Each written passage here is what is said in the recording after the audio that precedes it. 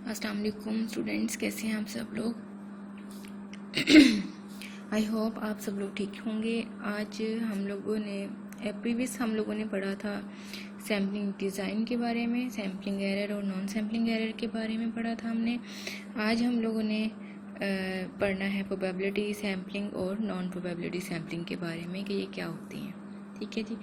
तो फर्स्ट हम देखते हैं कि प्रोबेबिलिटी सैम्पलिंग क्या होती है। एक ऐसी सैम्पलिंग टेक्निक होती है जिसके अंदर हमारे पास पॉपुलेशन के जो यूनिट्स होते हैं वो नाउन होते हैं और उनकी प्रोबेबिलिटी सिलेक्ट होने की जो प्रोबेबिलिटी होती है वो नॉन ज़ीरो होती है। यानी हमारे पास पॉपुलेशन में जितने भी यूनिट्स होते हैं सबको सिलेक्ट करने के चांसेस इक्वल होते हैं।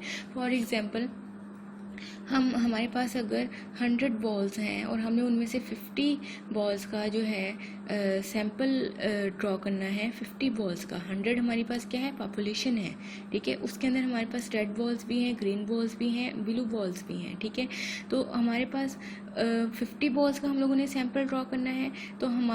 तो जो हमारे पास प्रोबेबिलिटी होगी सब बॉल्स को सिलेक्ट करने की, वो क्या होगी, 1/50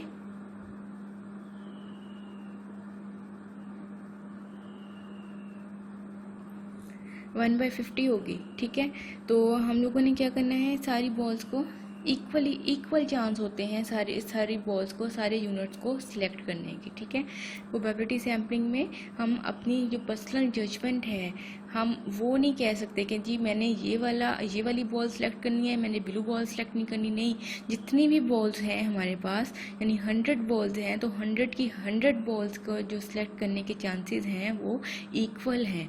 ठीक है, हम उसमें से रैंडमली कोई भी बॉल जो है वो सिलेक्ट कर सकते हैं। जितनी हमारी प्रोबेबिलिटी रेड बॉल की है उतनी ही हमारी प्रोबेबिलिटी जो है वो ब्लू बॉल को सिलेक्ट करने की भी है। तो इसको हम क्या कहेंगे, प्रोबेबिलिटी सैम्पलिंग।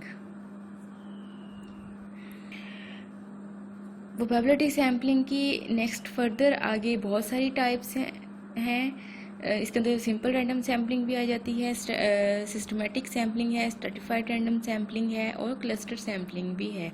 ये टाइप्स हम आगे जाके पढ़ेंगे। प्रोबेबिलिटी सैम्पलिंग को रैंडम सैम्पलिंग भी कहा जाता है।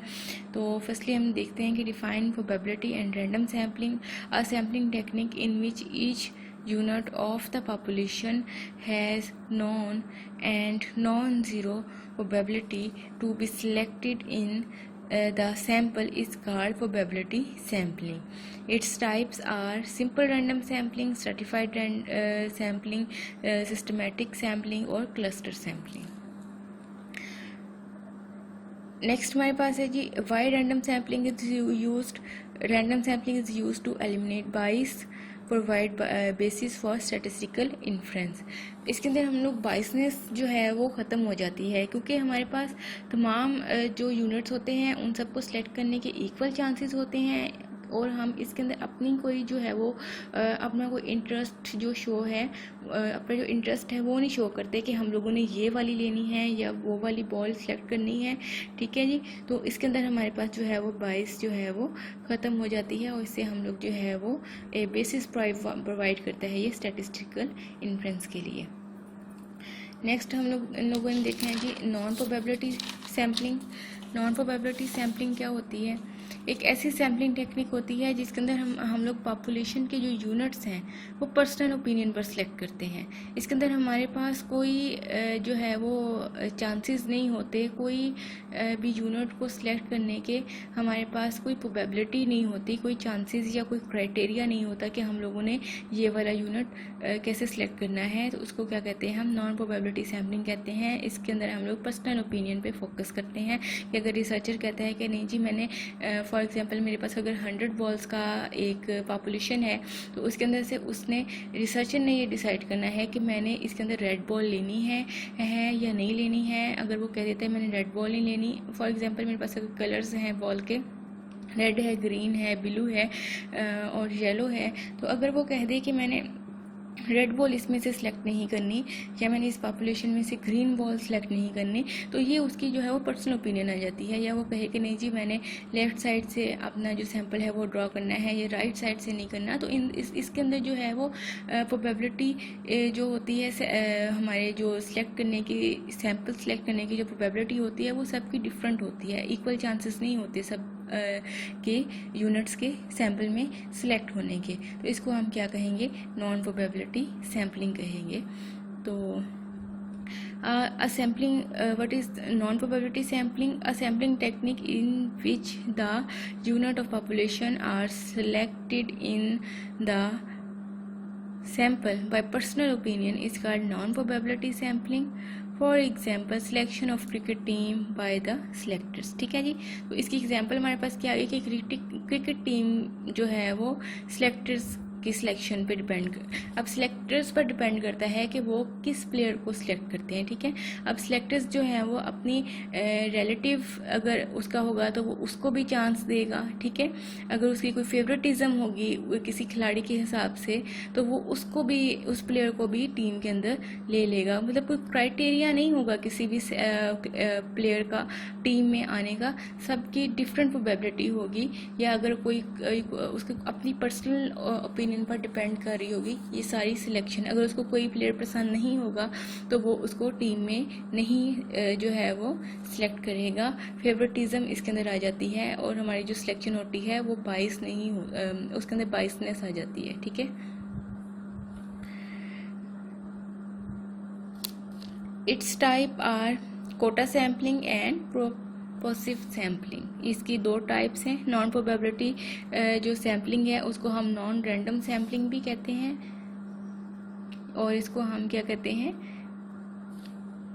जजमेंट सैम्पलिंग भी कहते हैं। ठीक है जी,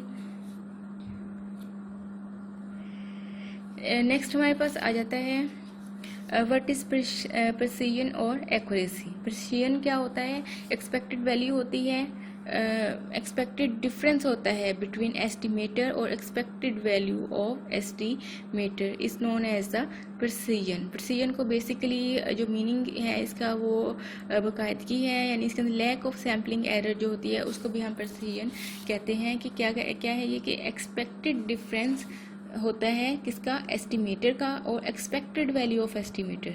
ठीक है, इसको क्या कहते हैं हम, प्रिसीजन कहते हैं। It is measured by variance और estimator, variance of estimator. Smaller variance gives more precision. ठीक है, अगर वेरिएंस स्मॉल होगा तो हमारे पास प्रिसीजन जो है वो ज़्यादा होगा। अगर वेरिएंस कम होगा अगर वेरिएंस ज़्यादा होगा तो प्रिसीजन हमारे पास कम होगा। इन्वर्स हैं ये दोनों एक दूसरे के। एक्यूरेसी, एक्यूरेसी का मीनिंग जो है वो दुरुस्तगी या सही के मीनिंग में आता है। इसको हम, इसका क्या है कि expected difference between estimator and parameter is known as, expected difference होता है एस्टिमेटर का और पैरामीटर का, उसको हम क्या कहेंगे, एक्यूरेसी कहेंगे। ठीक है जी, it is measured by square error, mean square error से इसको मेजर किया जाता है। प्रिसीजन क्या होता है, एक्सपेक्टेड डिफरेंस होता है किसका, एस्टिमेटर का, और एक्सपेक्टेड वैल्यू ऑफ एस्टिमेटर का। जबकि एक्यूरेसी जो है वो क्या होती है, एक्सपेक्टेड डिफरेंस होता है एस्टिमेटर का और पैरामीटर का। तो इसको क्या कहते हैं, हम एक्यूरेसी कहते हैं। इसकी डेफिनेशन देख लेते हैं। What is precision and accuracy, expected difference between estimator and expected value of estimator is known as precision. Precision it is measured by variance of estimator, smaller variance gives more precision. Accuracy क्या होती है हमारे पास, expected difference between estimator and parameter is known as accuracy. It is measured by mean square error, MES। ठीक है जी, lack of बाइस जो है उसको एक्यूरेसी भी कहते हैं। Where mean square error is equal to expected is expectation into theta cap minus theta square. अब हमने क्या किया है जी, mean square error is equal to variance of theta cap plus bias square. I hope कि आप सबको समझ आ गई होगी आज के लेक्चर की। नेक्स्ट हम लोग पढ़ेंगे सैम्पलिंग डिस्ट्रीब्यूशन के बारे में और इनकी प्रॉपर्टीज़ के बारे में हम पढ़ेंगे। ठीक है जी, अल्लाह ताला हम सबको अपने हिफ्ज़-ओ-ईमान में रखे। अल्लाह हाफिज़।